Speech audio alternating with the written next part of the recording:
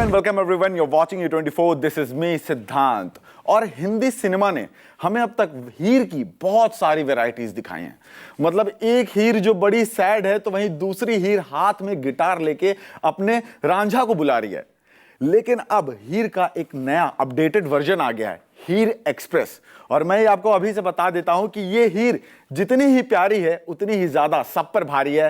So without wasting time let's welcome Divita and Umesh. बहुत बहुत स्वागत है आप दोनों का E24 पे। Thank you.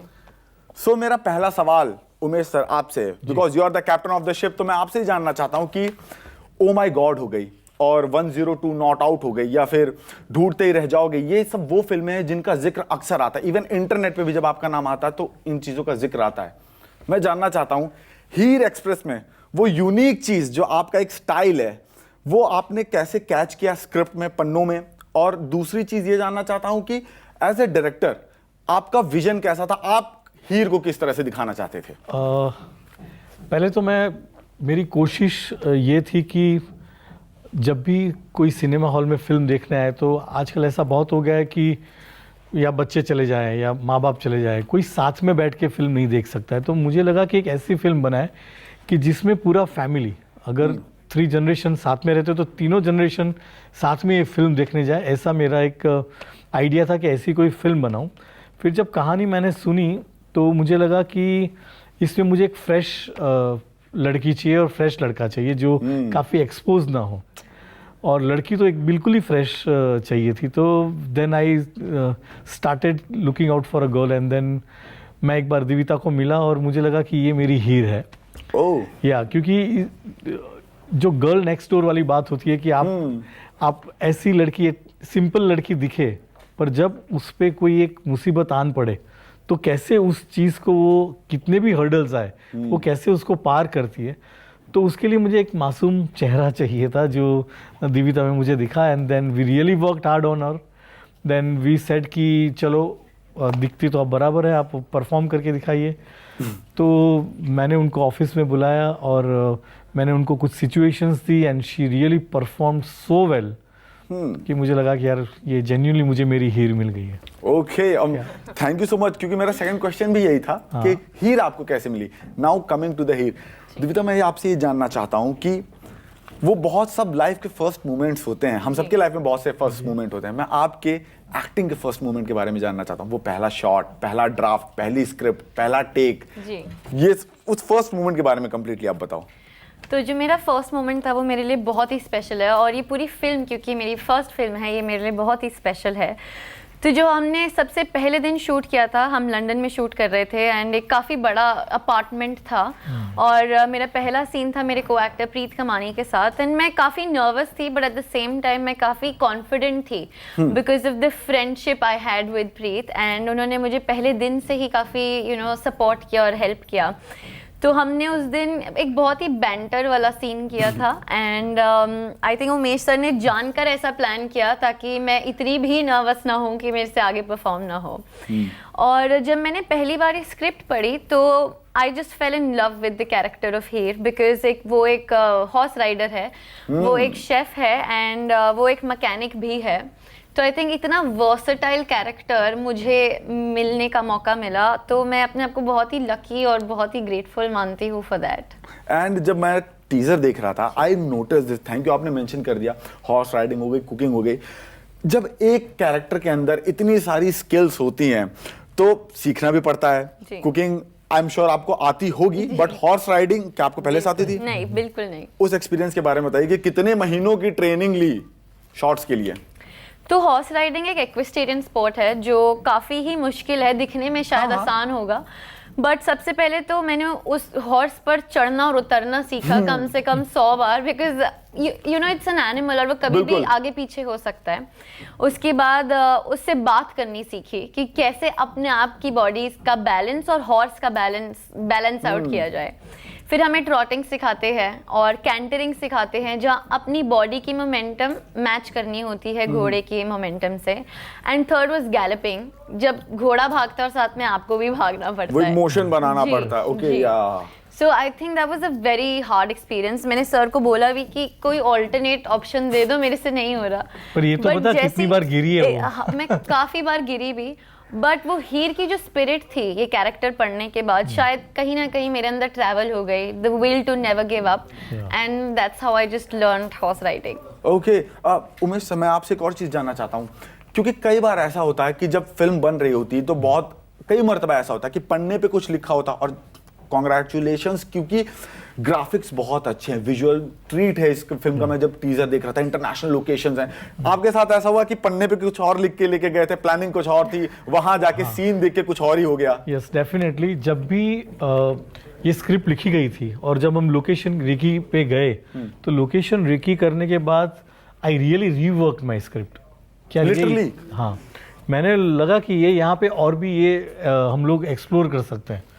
जैसे हमने जहाँ पे हीर का ढाबा जो लंदन में बनाया है, तो वो लोकेशन के पास एक ऊपर से मेट्रो भी जा रही थी।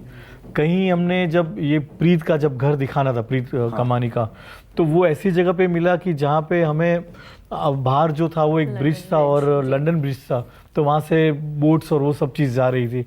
तो I really redesign my few things and वो बहुत अच्छा मज़ा आता है। हमने 7 सिस्टर्स करके वहाँ एक जगह जहाँ पे गाना किया, वो इतना प्यारा गाना भी आया है। तो वो गाना कर जब हमने सोचा था कुछ और, पर लोकेशन देख के हमने उसको और इम्प्रोवाइज किया। नॉट ओनली दैट पार्ट, जब मैं इनके साथ एक्टिंग भी करवाता था या जो भी सीन करवाता था, तो I used to give them a situation. I said don't learn your lines, आप लाइन रट के मत आना, इम्प्रोवाइजेशन ही करते थे सीन के हिसाब से। ताकि उससे मुझे काफी सीखने को मिलता था। द वे दिविता एंड प्रीत दोनों अपने केमिस्ट्री जो बनानी होती थी, तो वो अपने आप में इम्प्रोवाइज करके लेकर आते थे, मैं उनको सिर्फ सिचुएशन देता था।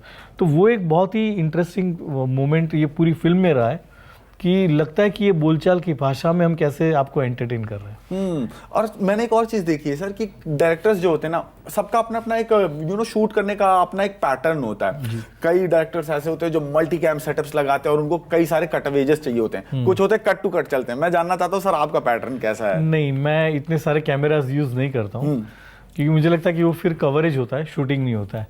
ओके। तो कवरेज से ज़्यादा मुझे वो इंटरेस्ट होता है कि वो मोमेंट को पकड़े। तो जब वो मोमेंट चल रहा हो तो वो मोमेंट पकड़ने के लिए जो मुझे चाहिए, अगर मैं मल्टी कैम कर रहा हूँ तो मैं हर बार ऐसे ऐसे रहूँगा कि क्या हो रहा है। So rather than that I prefer कि मैं एक टाइम पे एक चीज़ करूँ और बात निकालूँ। तो मैं मल्टी कैम यूज़ नहीं करता हूँ। ज़्यादा से ज़्यादा 2 होते हैं और नहीं होते। और एक्शन में 3 हो गए तो हो गए।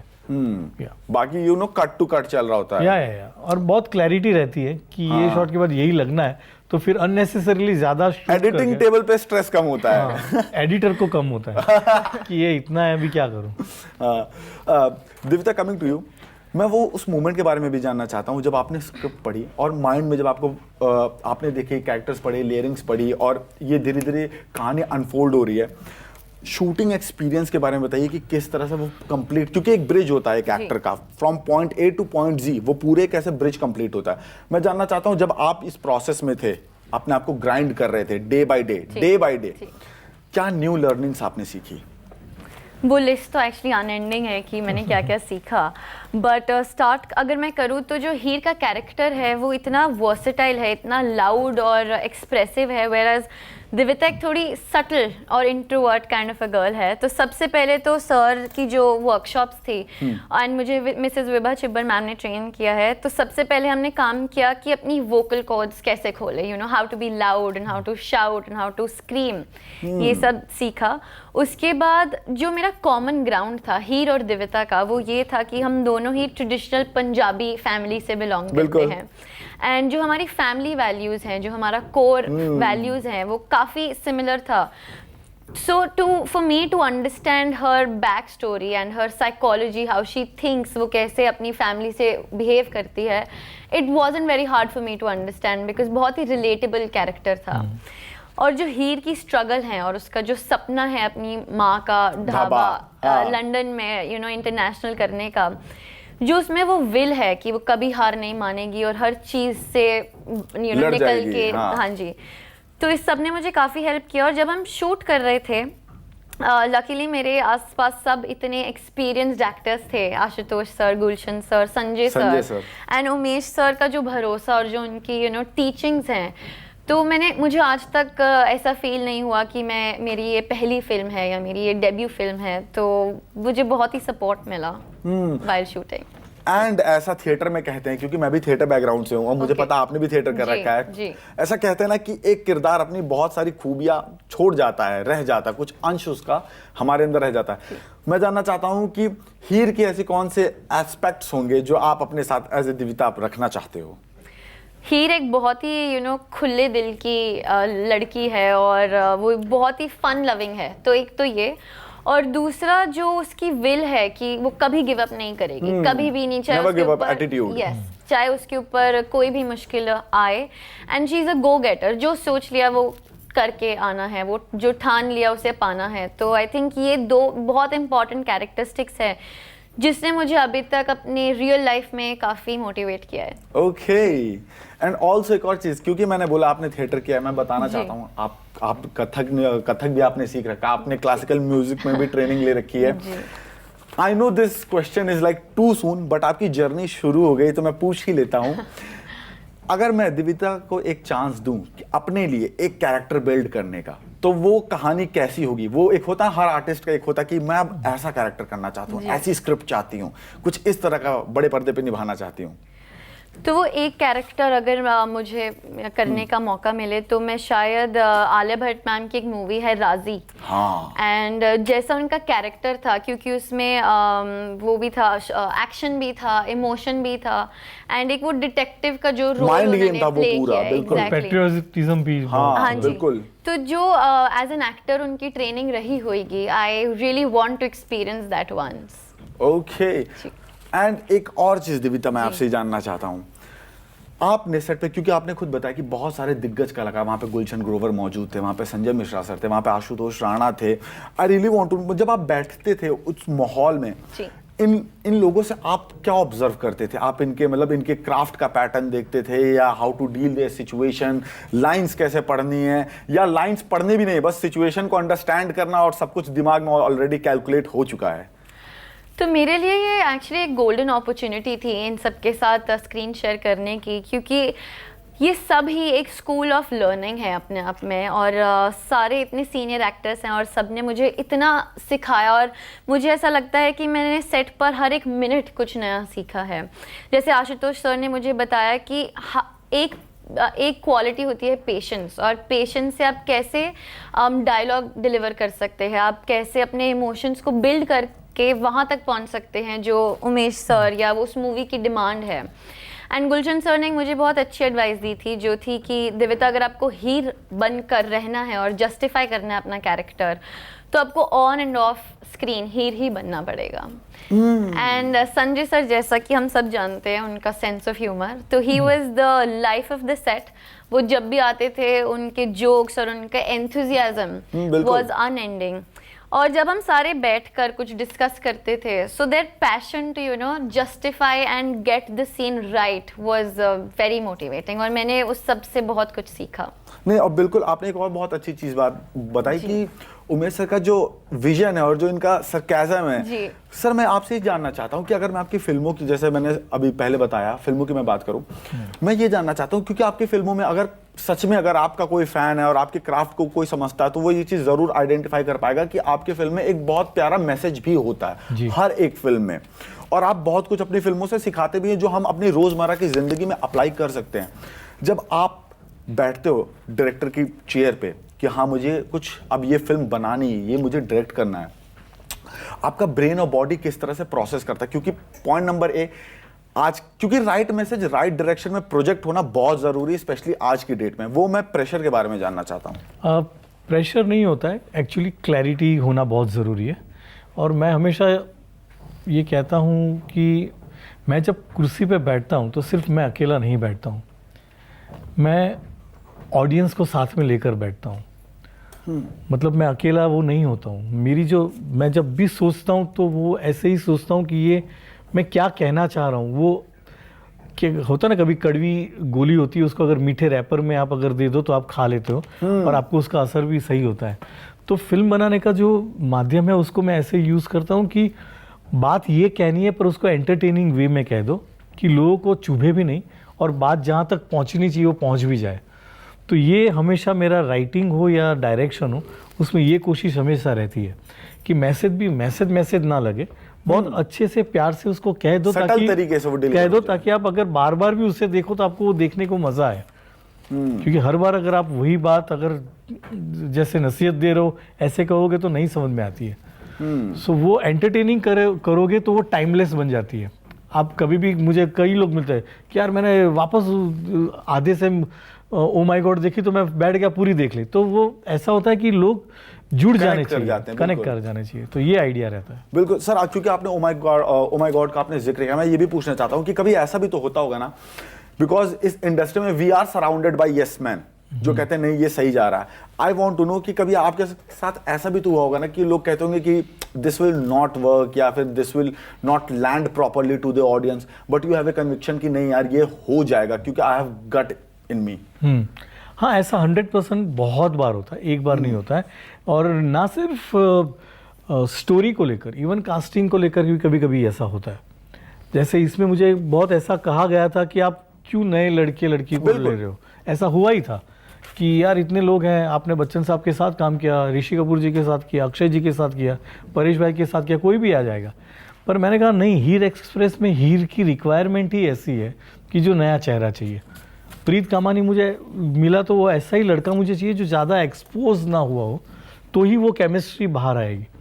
तो सिर्फ कंटेंट को लेकर भी जब बात करूँ तो वो ऐसी गट फीलिंग होती है हमें, और कोई कहता है कि ये नहीं वर्क करेगा, पर डायरेक्टर का काम ये होता है कि सुनो सबकी पर करो अपनी। तो वो तो और सबकी सुनने में मजा भी आता है। और जेन्युइनली मैं बिल्कुल ही ईगोइस्टिक पर्सन नहीं हूँ। मैं कोई स्पॉट बॉय भी आकर मुझे कहे कि यार सर मुझे अच्छा नहीं लग रहा है, तो आई थिंक एंड मैं सोचूंगा कि क्यों ऐसा बोल रहा है, एक audience perspective of course yes. तो ऐसा कोई बंदा ऐसा नहीं होता है कि जो सही गलत का ऐसा फर्क दिखाए मुझे, तो मैं बहुत इजीली ले लेता हूँ कोई भी बात। ओके लेकिन बातों ही बातों में सर आपने ना एक बहुत जिम्मेदारी भरा सवाल जो है वो दिविता के ऊपर छोड़ दिया। इन्होंने कहा कि कोई भी आ जाता लेकिन इन्होंने आपको चूज किया। बहुत बड़ी जिम्मेदारी भी है आपके कदमों पे, इस जिम्मेदारी को आप कैसे समझ रहे हो? तो ये जिम्मेदारी मुझे पहले दिन ही एहसास हो गया था इसका, बिकॉज जब सर ने मुझे स्टोरी सुनाई और नरेट किया कि आपका कैरेक्टर क्या होगा, तो सबसे पहले तो मैंने सर को कहा कि मैं ये करूँगी कैसे, कि एक तो मैं पंजाब की लड़की हूँ, ऊपर से लंदन जा रही हूँ, तो वो कल्चर जो डिफरेंस है पहले वो समझना है, फिर थोड़ा सा वो जो पंजाबी स्लैंग है वो सीखना है, एंड जैसा मैंने बताया हॉर्स राइडिंग और ये सब सीखना है। बट मुझे आज तक ऐसा नहीं फील हुआ कि मेरे शोल्डर्स पे बहुत रिस्पॉन्सिबिलिटी है, बिकॉज मेरे साथ जितने भी लोग थे उन सब ने मेरी मदद की उसको शेयर करने में। तो आई जस्ट होप कि मैंने ये कैरेक्टर अच्छे से जस्टिफाई किया है और ये रिस्पॉन्सिबिलिटी जस्टिफाई की है इस मूवी में। You have and मैं भी इस चीज में ऐड ऑन करना चाहता हूँ कि बिल्कुल आपने किया, क्योंकि जब हम स्क्रीन पे हम देखते हैं ना इस आपकी प्रेजेंस को, तो आप कंप्लीटली जस्टिफाई करते हो अपने कैरेक्टर को। हीर जितनी प्यारी, मैंने स्टार्टिंग में बोला था, हीर जितनी ही प्यारी है, ये वाली हीर उतना ही ज्यादा सब पर भारी है। एंड ये फिल्म बहुत स्पेशल डे पे आ रही है, इट्स माई बर्थडे, तो मैं तो बिल्कुल हीर के स्वैग को देखने के लिए जाऊंगा इस फिल्म को। थैंक यू सो मच हमसे बात करने के लिए, thank you so much for being on E24 and I know कि ये फिल्म बहुत अच्छा परफॉर्म करने वाली है 8 अगस्त 2025 को। Thank you so much.